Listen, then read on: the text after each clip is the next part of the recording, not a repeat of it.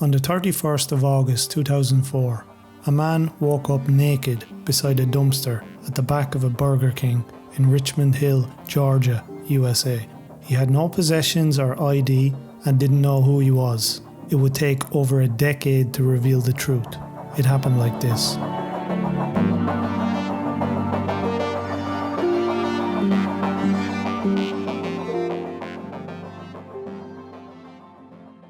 Richmond Hill is a small city in the state of Georgia in the United States of America. In 2004, it had a population of about 7,000 people. The town is linked to the industrialist and car manufacturer Henry Ford. He used the town, which was formerly a plantation, in the 1930s as his winter home. He also set up a philanthropy project known as Ford Farms nearby and built some of the town's public buildings, including a kindergarten and a church. The town also has a former historical plantation known as Myrtle Grove, which has been used to film Hollywood movies like The Underground Railroad and Birth of a Nation. For the most part, however, Richmond is a small, sleepy town. Small businesses make up over 90% of the employment in the town. I had a quick look on Google Maps and it looks like a typical middle-class suburban area. The nearest city is Savannah, Georgia's third largest, with a population of nearly 150,000 people. So, at about 5 a.m, the staff at the local Burger King were getting the place ready for work. Lights and fryers were turned on, counters were cleaned and floors were mopped. It was a normal day. That was until one of the female employees went to empty the rubbish and found a man lying behind the dumpster. She screamed. Lying there naked, apart from his underwear, was a middle-aged man, unconscious. The authorities were alerted and he was taken to the local memorial hospital to be treated. When the man awoke, he had almost no memory. He knew his date of birth, the 29th of August 1948. He had an inkling that his name was Benjamin and that he may have spent some time in Denver and Indianapolis. That was it. This man, who had been alive for 56 years, had no memory of his life at all. He also couldn't see very well. The man had cataracts and could barely see a couple of feet in front of him. He couldn't get them repaired because he had no insurance. In fact, he didn't have any documentation at all. No social security number, no fingerprints, no DNA record. He was the only American listed by various agencies like the FBI as a missing person, even though his whereabouts were now known. The months following his discovery were not easy. Even though the FBI, local police and a team of experts were trying to identify the man, life still went on. He got frustrated with people asking him his name and having no answer.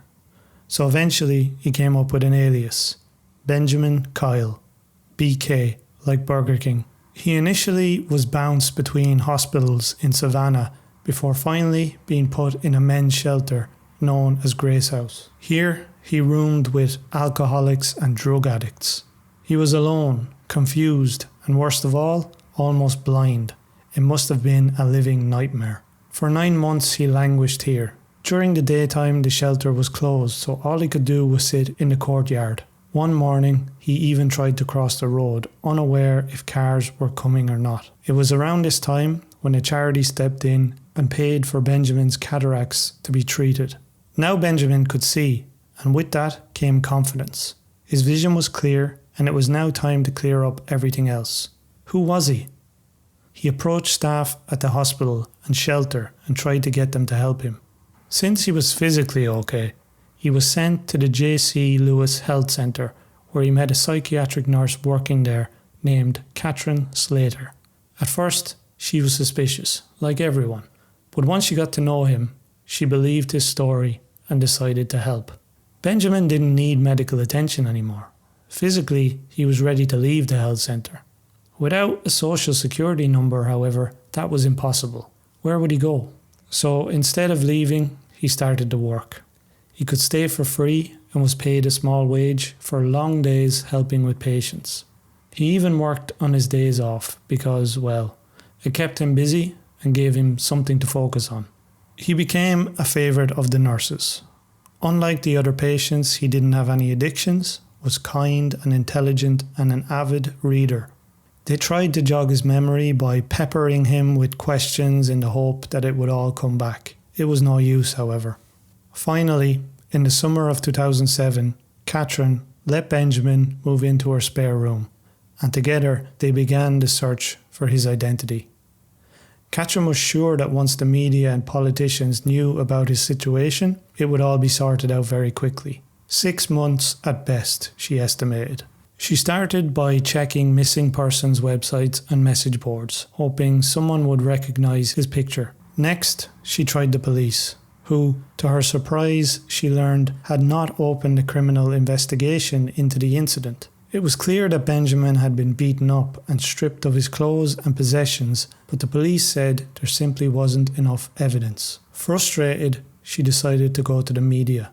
The local Savannah newspaper ran a story called A Real-Life Nobody, and soon his story was national news. Stories ran and tips rolled in, but they all led nowhere. Likewise, the police and the FBI couldn't identify him in their databases. The media storm culminated with an appearance on the Dr. Phil Show, a daytime talk show watched by over 7 million Americans. Surely, with this many eyes on him, his identity would be discovered. It seemed like the best chance he had. Before the show would air, they needed to be sure the story was real. They used a former FBI agent named Harold Kopus to investigate, and he spent several months interviewing Benjamin, staff at the Burger King, the EMTs who treated him, and the nurses who had cared for him. He also ran a background check on him. Confident that Benjamin was telling the truth, it went ahead. They also had a neuropsychologist conduct a myriad of tests on Benjamin, concluding that he was suffering from dissociative amnesia, a form of memory loss brought on by trauma-related stress. That October in 2008, Benjamin and Catherine flew out to LA for the taping of the show. Because he had no identification, he had to board the plane with a police officer. The producers also wanted Catherine to appear in the episode. Initially uncomfortable with the idea, she finally agreed. Dr. Phil's team created age regression images, which showed what Benjamin may have looked like a few decades ago. The hope being that a family member or past friend might recognise him. Apart from the pictures, the public had very little to go on. He only remembered vague details like buying a sandwich at the Indianapolis State Fair in the 1950s or the Denver public transport system from the 80s. He thought he had 3 brothers, but no real recollection of them, and he was also certain of his birth date because he shared it with Michael Jackson and was born exactly 10 years before him. The show received thousands of tips and theories, but again, nothing of note. It seemed like this would be the end. Over 4 million people had watched the show. The same number had watched reruns, and it had all come to nothing. About a year later, Catherine was contacted by a genealogical detective. Previously, she had helped identify the remains of a child found on the Titanic and a person from the 1948 plane crash in Alaska. Around the same time the detective had gotten in touch, Catherine was getting desperate. She had left the apartment in Savannah and moved out to a house outside town with Benjamin. He had quit working for the shelter over a pay dispute. He earned money doing odd jobs around the neighbourhood, but couldn't get a real job without a social security number. He also couldn't get any government benefits. The government also refused to give him a new number, so he was stuck in limbo. Effectively, he had no identity or country. He was a nowhere man. Both of them were finding it tough financially, and it was around this time that some of Benjamin's memories became a little clearer. He remembered eating at favourite restaurants and watching a movie in Colorado. This placed him here in the mid-70s and 80s. The detective was persistent. She contacted the Department of Motor Vehicles in different states, including Colorado. She put up flyers in restaurants and homeless shelters. She even hired a hypnotist to try to unearth some of Benjamin's memories. Next, she inspected his body. He had a scar on his collarbone, which seemed to be consistent with a special type of surgery, and scars on his elbow, which, when x-rayed, showed pins. She also looked into his DNA and that's when things became interesting. Benjamin apparently shared a lot of DNA with a family named Powell in Western Carolina. It looked like the mystery was at its end, and the detective who had poured so much energy into this might come up with the answer. But before she could dig any deeper, Benjamin pulled the plug and cut all contact with her. It seemed to Catherine at least that maybe not everything was as it seemed with Benjamin Kyle. Thank you so much for listening to this episode. I do all the production, research, editing and mixing, everything myself, and I really appreciate every listener that I get. You can support the podcast by joining my Patreon for just $5 a month, where you get access to some bonus content. I'm also on social media and YouTube. I'm glad you are enjoying It Happened Like This, and I'm very thankful for your support. Now back to the episode. As the years rolled on, he didn't seem particularly interested in finding out who he was.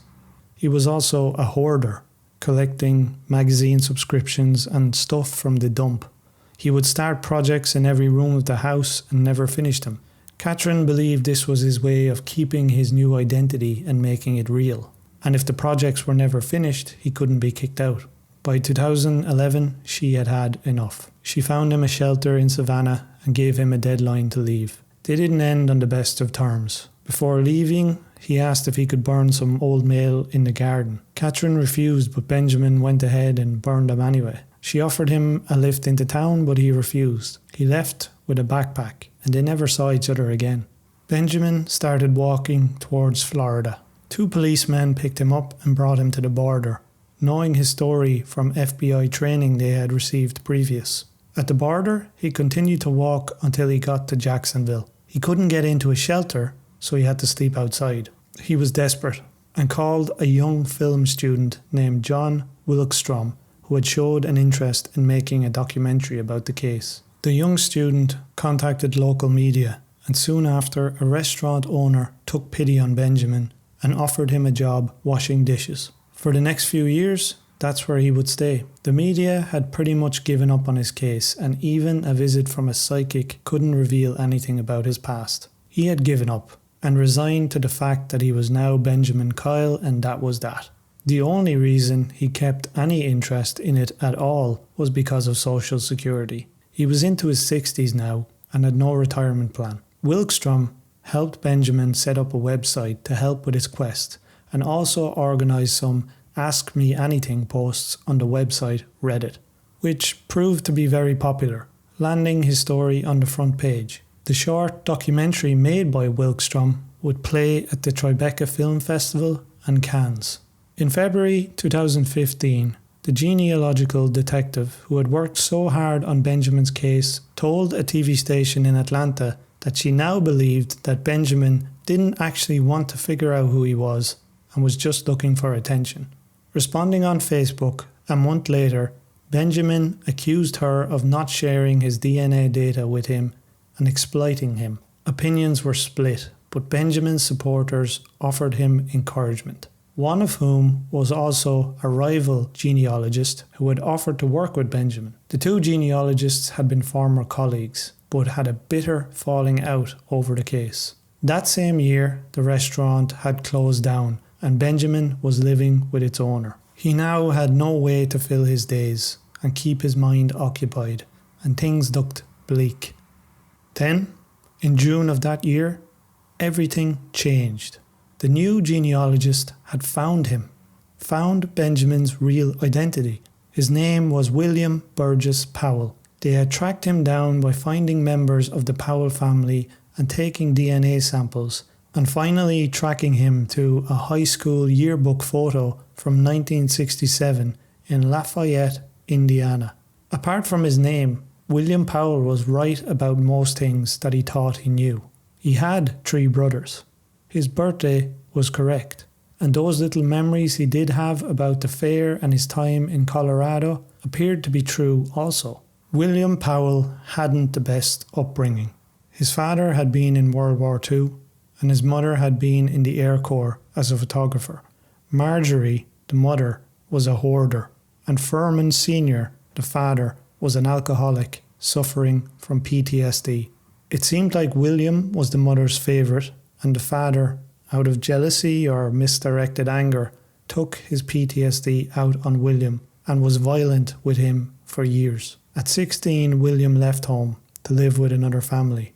Over the next few years, he held odd, low-paying jobs around Lafayette. At 25, he moved on to a family named Richardson's land and lived in a mobile home. At 28, he went missing. A few days later, the police found him working as a cook in Boulder, Colorado. William smoked and drank heavily and moved to Boulder on a whim with a co-worker. His brother, Furman Jr., wrote to him many times, but William never replied and never returned. The last person to see him before he truly disappeared was that friend in 1977. It was another 30 years before he would turn up naked outside the Burger King. Those 30 years are completely gone. William can't remember them, and nobody has any real recollection of him. He could have been working, homeless, happy, sad. Nobody will ever really know. Add to that all the years since he was found unconscious, and you're talking about nearly 50 years of lost years. After discovering his identity, William spent the next few years trying to piece together his old life and mend some bonds that had been severely severed. He began speaking with his brother Furman on the phone. He ordered a new birth certificate and finally was able to get his social security number. In October of 2015, the two brothers agreed to meet in Lafayette. William had returned home. For the next few days, he met with cousins and relatives, hearing stories of him and his childhood. He still didn't remember any of it or recognize anybody. 2 months later, William decided to move back to Lafayette permanently. His brother, Furman, had taken ill, and William took a small 2-bed house 5 minutes from his childhood home. He enjoyed the independence and being alone, but struggled with flashes of memory from his difficult childhood. He remains there till this day. And that is the story of the man who was discovered naked outside a fast food restaurant with no memory. It is one of the craziest real-life stories that I've ever heard, and brings up so many questions about trauma and the human mind. Was William's mind trying to protect him from the past and not letting him remember? And what about those 30-odd years between Colorado and his discovery? I am currently in my 30s and can't imagine having all those years erased. What's also interesting about this story is the passage of time. In many ways, William had lived multiple lives, but it seems as though he was permanently moulded by his childhood. This makes you wonder, can you ever really escape your past, or will it always define you in some way? He inherited the same addictions and problems as his parents, and though obviously intelligent, never seemed to want to pursue a career or passion. In many ways, his life pre-amnesia wasn't that different to post. Another thing I wonder about is how somebody can disappear from society altogether. I understand that this all started in the 70s, but would it be possible today? America is a big place, but are there many other people outside the system? Do those gaps and mistakes still exist in the system? And isn't it crazy how everything was so much more difficult because of a number, his social security? It's a bit dystopian. Without it, he didn't exist. If you've ever moved to a new country and had to deal with all the bureaucracy of getting your details and documentation in order to work, you know it's a challenge. For him, it was an impossibility. These days, privacy is a huge issue, and in some ways, it was that lack of privacy that helped to solve the case. DNA and related technology makes me think that anybody can be found with enough resources and willpower. Maybe some people don't want to be found, however. Lastly, I feel like this story, even though he found his identity, is a sad one.